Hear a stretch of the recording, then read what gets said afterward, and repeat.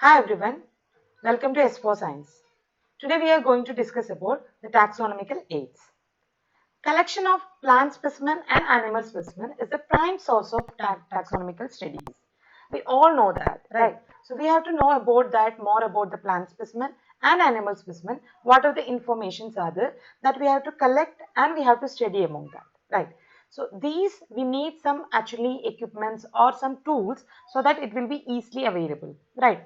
So the information or the specimen, it must be available for the future reference also. So how these all things are taking place? So for that we are actually using some aids or the helping tools. They are called the taxonomical aids. What are the main taxonomical aids?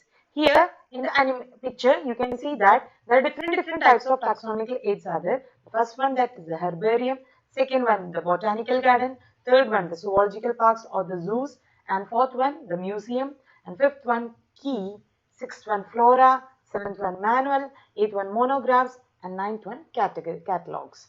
There are so many different taxonomical aids are there. Very few we are going to discuss here, the main important topic, right? So first we will go for the herbarium, right? What do you mean by herbarium? Herbarium, it's actually the repository, right? It's a storehouse of plant specimens that are dried and preserved, pressed and preserved, right? On a herbarium sheet, right? And it will be arranged according to the universally accepted classification, right? You cannot even arrange in any sheet or anything. There are particularly sized sheets are available. That's called the herbarium sheet, in which we can arrange these specimens. It can be a flower, it can be a plant part, even leaf, even stem, or the entire plant, whatever it is, right? So whatever the plant part we are using, that we are actually dried, right, and pressed, right, and actually preserved on sheets. It will be available in the museum and all. There will be records, right? So in that some collection, you have to actually mention some informations also. Like the same way, when you collected about the date, right, and about the place of collection, right? So whether they are having any local name or the English name along with the scientific name or the botanical name, and also the collector's name, right? So these all will be recorded at the corner. You can see that in the picture also. You can see here it is recorded at the corner, right? So this is all about herbarium. Actually, how you are actually preserving the herbarium. Herbarium, I told you, we can also make a small type of herbarium.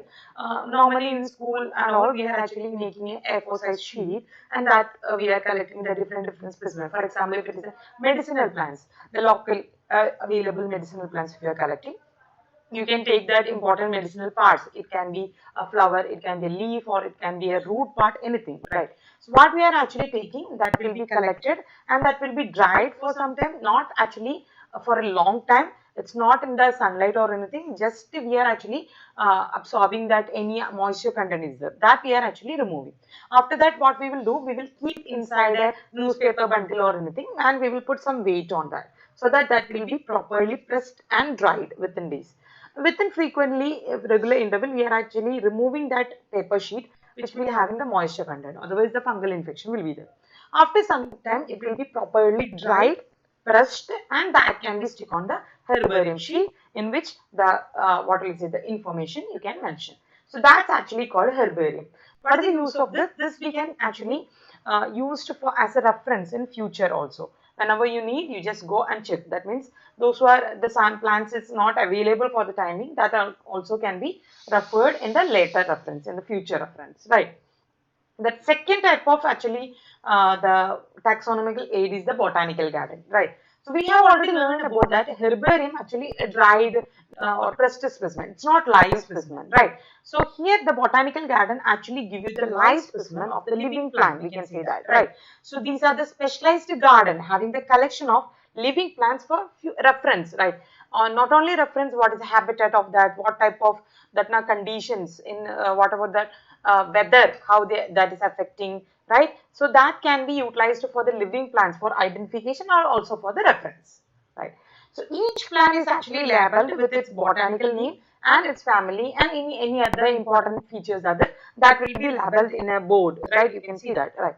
Along with that, you can see maybe you have already visited some of the botanical garden and all.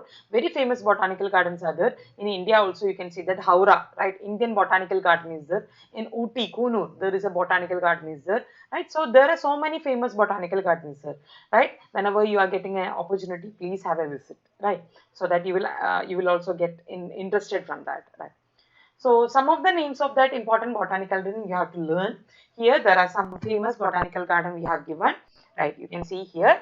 One is the Royal Botanical Garden at Kew, which is in England, right? Indian Botanical Garden, Howrah, West Bengal in India. And other one, the National Botanical Research Institute, Lucknow, that also in India. So these are the some famous botanical garden you have to understand the name. Now, the third one, that is the Biological Museum or simply museum, right? So, till the moment we have actually discussed about that herbarium, how the herbarium is making. After that, we have discussed about the live specimen of plants, right? Now, here, whether animal specimen or plant specimen, insects or anything, right? So, you can see here actually dead specimens, right? Or it can be stuffed toys in the sense actually it's not stuffed toys, it's actually the stuffed animals, we can say that. It's not stuffed toys, it's the stuffed animals, right? So maybe you have seen that all the skin, that only the skin will be especially preserved, right? So, and inside the flesh or any other content will be removed and that will be stuffed, right? And these all collection, preserved plants and animals, actually we can say that, for our study purpose and reference purpose, that will be arranged in a place that's called the museum, right? So it can be herbarium will be available and all other parts it can be. In the picture you can see that there are so many plants, plants, leaf and all the things arranged, right? And here you can see that there will be stuffed birds are available. So these all are some of the example for that. Even insects can also be preserved, right? In insects boxes that will be nailed, right? Inside the insects box, right? So these all things will be available in the museum. But here the specialty, they are not living, they all are dead. Even the skeleton system, that also will be, we can preserve, right? So here you can see that a museum contains specimens preserved in preservative solution in containers or jars. That means in a formalin solution, right? It can even a fetus, different stages of fetus development, even a plant, even that animal specimen, anything we can preserve inside a jar which contains the formalin solution. Even dried specimen of plants and animals also available, right? I told you the insects, right, are preserved inside the insect box after collecting, killing, and they are pinning, nailing them, right? So stuffed large animals like birds and mammals also available. You can see here, this is a stuffed or recreation of the mammoth, right? So which believe that it was the ancestor of elephant or any other thing. Maybe Ice Age and all you have seen this mammoth, right? So even collection of animal skeleton will be also available at museum. Right. Now we are going for, we have already discussed about that living plants, right? Now we are going to discuss about the living animal, right? What is the habitat they are, where they are living, what are the habitat, what is their feeding habit, everything we can actually, we will get that idea of all these things, right? How they are living, right? In a special condition. Actually, we are recreating the natural habitat inside a zoological parks or zoos, right? So these are the places where the live wild animals, right, are kept protected in an environment and the human care will be there, right? So here it's actually helping to learn about their food habits, the environment, right? All these things, how they are adapting all these situations, everything we will learn from that. Next one, the important taxonomical aid is that key, right? Key is just like a clue, right? Key is actually the clue, right? We can say that, which will lead to another clue. What is that? Another lead, we can say that, right? So it's actually analytical method. It's not is actually that live animal specimens or nothing like that. It's actually an analytical method for identification of the organism based on their similarities and their differences or dissimilarities, we can say that, right? So here you can see that we are actually taking a pair of contrasting characters which is called the couplets, right? And each couplet has two opposite options will be the yes or no options will be the actually one relevant option is actually accepted and the other one will be rejected. So here you can see in the picture you can see that whether the animal contains dry skin or not. Yes, then it will be lead to another question, right? These questions are actually called couplet because they are actually acting as a contrasting character. It will have the yes or no option. So which will lead to another. thing. So that all actually I told you already. So the contrasting characters here we are generally in pair. That's actually called a couplet, right? And each statement in this key will lead, right? In that now all the statement will lead further. So that statement is called a lead, right? So here coming back to here, animal, right? We got an organism which is having dry skin, right? So they are asking whether dry skin is there or not. Yes. If no, then it can be chances of salamander. There are, we are actually considering some other features also. But here only, for your understanding, we have taken a small example, right? It can be amphibian, salamander, right? And if dry skin is there, then the second lead is coming, whether they are having hair or not, right? If hair is there, then another question will come, that is the lead. If hair is not there, then it will lead to the lizard, right? So that's actually the, that because you know that all other things are having, what will you say, mucus layer is there, not a dry skin. And frog, amphibian, salamander and all others are having dry skin, right? So that's why it is leading, right? Now if hair is there, right, then it it is a yes option. Then again it will give you statement, another statement, which will lead to the another statement. So that means they are having opposable thumb, primates, right? So if opposable thumb is there, then obviously they can be a primate. That primate contains chimpanzee, orangutan, human being, everything, right? Again, there comes to another question. That means whether they are bipedal or actually they are that now what we say using their forelegs, right? So we haven't learned about that animal classification. Then you will understand more clearly whether they are, that means moving with two or with four, whatever it is, right? So if bipedal, then obviously that will lead to the human being, right? If not, then it can be gorilla or chimpanzee, whatever it is, right? So this is actually called a key. Key is just like a clue, right? And it will lead to the another. The statement is called a lead, right? And the couple of contrasting character, that is called a couplet, right? I hope you have a clear idea, right? Now, the next one we are going to discuss about the flora.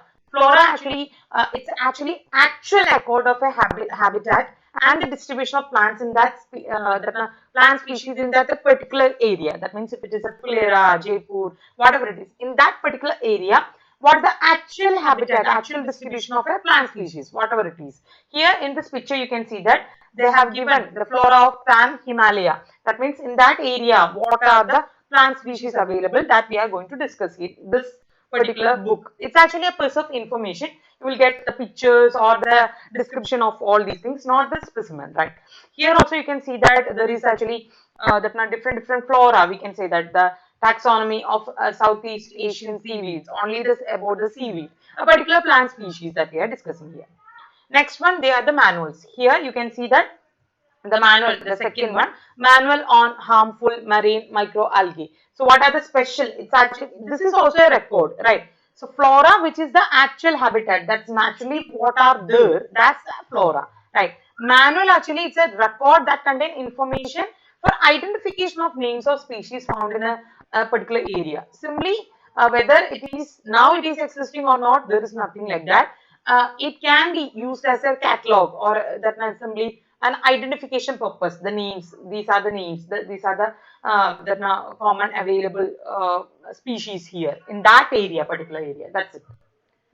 Monograms also, here you can see that only one taxon will be there. Mono, you can see that one, right? Whether it is a species or a genus, whatever it is, only one taxon. It's talking about only one taxon there, right? That's the difference, right? Now the catalog, obviously catalog, you can say that font catalog, whatever the catalog will be there will be alphabetic order will be there, right? We can easily find it out, which one is that, right? So it is an alphabetical list of the species which is given in the alphabetical order, that's called a catalog, right? So these are the commonly available that taxonomical aids we have discussed. I hope you have a clear idea, right? Thank you.